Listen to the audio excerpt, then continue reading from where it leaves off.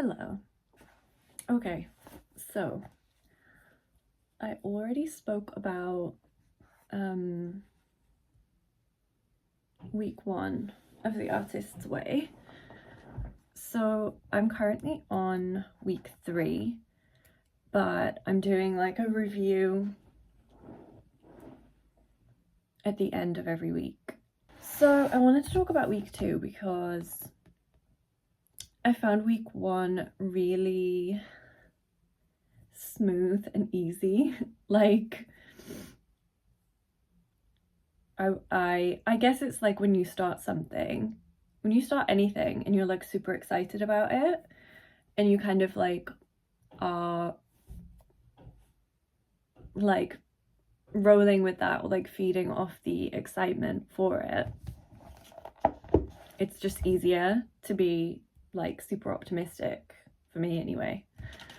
I feel like I'm basically setting myself up now to be like, it went downhill, but that's not the case. It's just that, yeah, I guess it's funny because I kind of thought to myself, like, I think I said this in the first video, it's gonna be like smooth sailing for me. Like, I don't have any of these blocks, or I'm not like creatively blocked. I just expect much to shift and like move around within me. I was wrong about that. So I have done the morning pages consistently. Like, that's the only thing that I have not skipped. Even on days where I like stuff was going on externally, and I was just like, this is not, my mind was just not having it, basically. It just didn't want to do it, but I kept going with it anyway. And yeah, so let me have a look at week 2. I said in the first video that the artist day was not a problem for me. Like, it's something that I just did naturally anyway. Turns out week 2 I was just like, I don't have time, I have all this stuff going on I need to deal with, I can't be dealing with this. Like it felt like that limiting belief of like art and creativity is frivolous and not serious and not like real life. Ugh, that just gave me like such a horrible feeling. And I think that's so important, like, for anything in life. If something gives you a feeling where you're just like, I think that's like part of you telling yourself that you just don't resonate with that and that's not true for you. So yeah, but anyway, I think that was actually important for me to recognize that I kind of had that limiting belief that creativity and art and doing silly playful things, like one of the things she says is like go and buy a bunch of like stickers, or you know, just fun. Well, some people might not find buying stickers fun, but you get what I mean, just doing something playful and easy and whatever. I did not do that, but to be fair, a lot of things like happened that week that were just very dramatic. So I was kind of like, yeah, I don't know, that it caused that limiting belief to come up where I was just like, I'm not going to repeat it because it's what I said earlier and I just feel like it gives me the ick. So there was that. And I actually think that even though I didn't do the artist day necessarily, that in itself, like that realization was I think I needed to have that realization. And it's funny because it's not even something I believe. Like, it's not, I think art and like creativity is like one of the most important things in life. Like, people who make art, music, anything, I think there's nothing more important. than that. That's just my personal opinion. So it's quite strange that I held on to that limiting belief, I guess.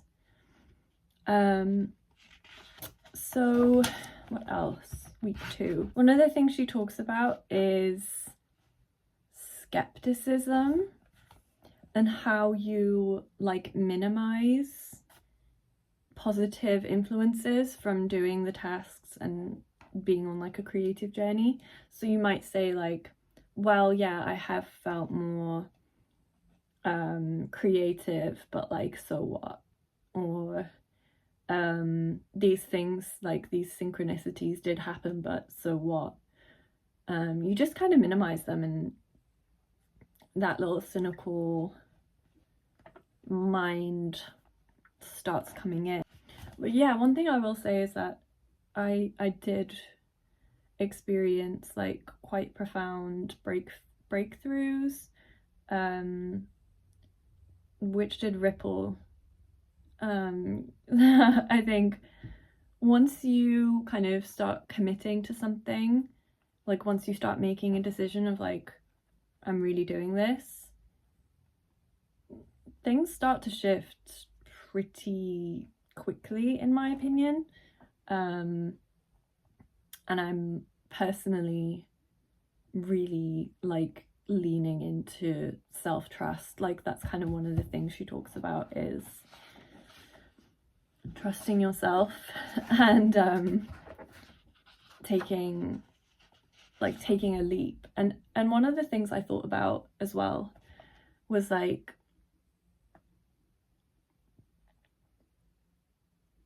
I don't know, I just had this feeling of like, when is going to be the right time? You know, I think sometimes we can wait for like the perfect timing for something, you know, like, oh, it's not a good time to do this, or, you know, things aren't lining up the right way. And it's just like, I don't know, sometimes you can make 100 excuses not to do something because it's uncomfortable and because it's scary and because you're gonna have to like take a risk. And I think, yeah, that was just something that I was thinking about. What else did she talk about in week 2? One thing I thought was really interesting, one of the tasks is to write down your imaginary lives. So what other things would you choose to do? Yeah, like, oh, in another life I would have been a astronaut. Definitely not. Maybe.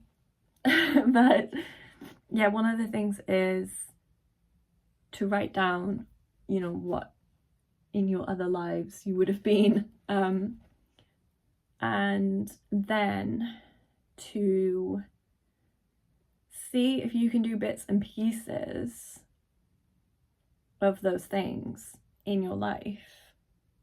And that was really interesting for me, because it kind of made me start really thinking about like, how do I actually want my life to look and feel, and what kinds of things do I care about? Like, what do I want to do with my time? And, you know, like, I think doing that kind of thing, it makes you, I don't know, it's almost like giving attention to parts of yourself that you might, like I said at the start, you might have put to the side as like frivolous again.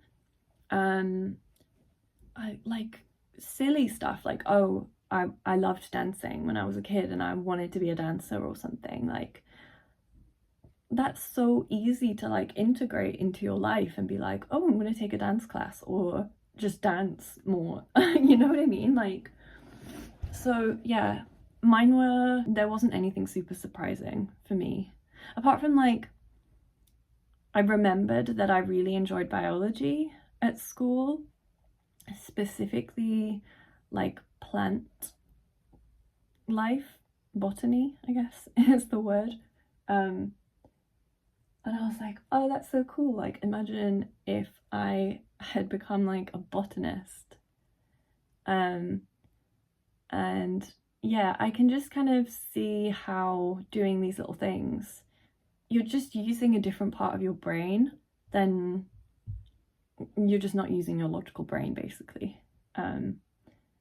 Which for me personally feels really nice. So but yeah, one of the things she said is like, could you like integrate parts of those lives into your life now? And yeah, I don't know, I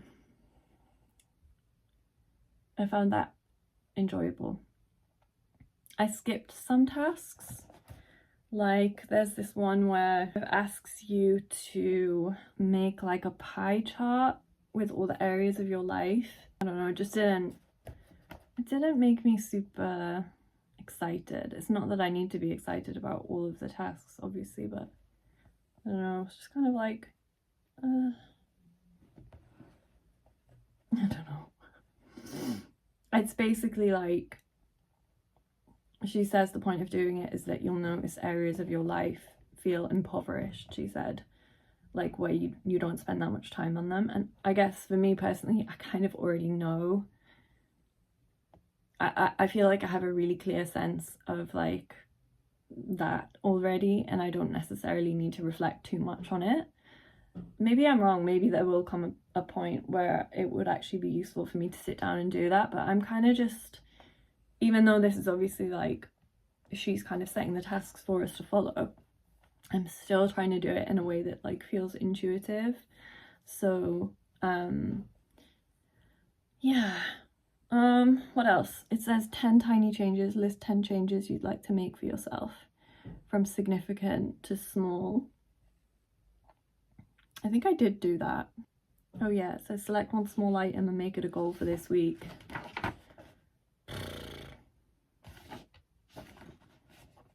Like I said, it's been hectic. So I don't know, I think I just had to choose what I wanted to make a priority, and the morning pages were the priority for me. So I've got some notes here. Oh, okay.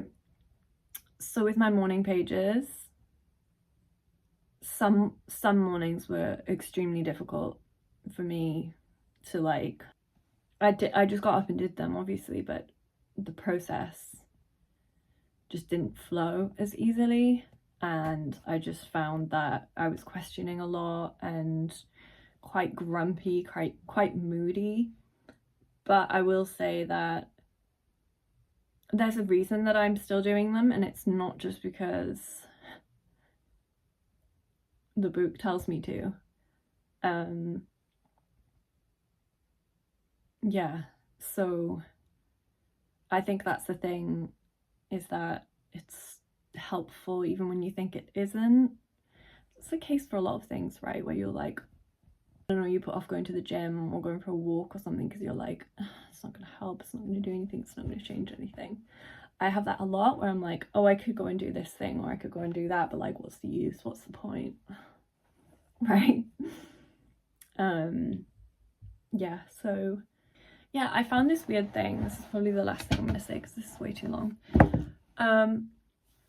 One thing for me,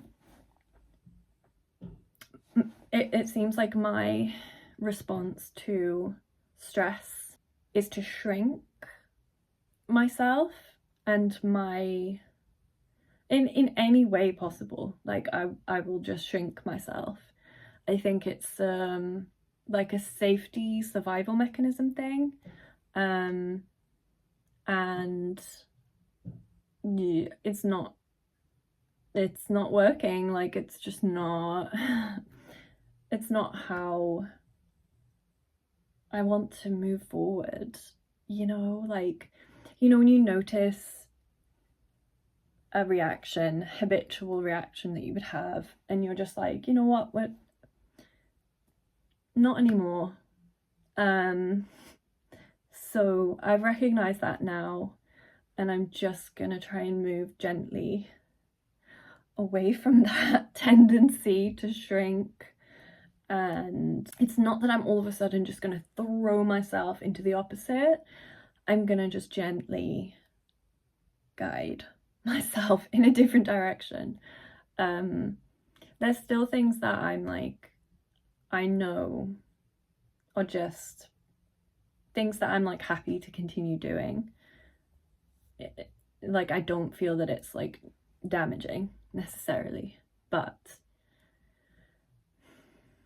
yeah, the shrinking, it's almost like freezing as well. It's like, it might be things like I'll just start eating less or doing less, or yeah, I don't know, it's almost like I'm trying to like stop existing. I'm trying to stop living so that I won't make anything bad happen, or like something like that. I don't know, there's some rationale going on which is no. So yeah, yes, so that was week 2. I'm on week 3 now, and I will make another video about that when I finish on Saturday. It's currently Thursday. Yeah, okay.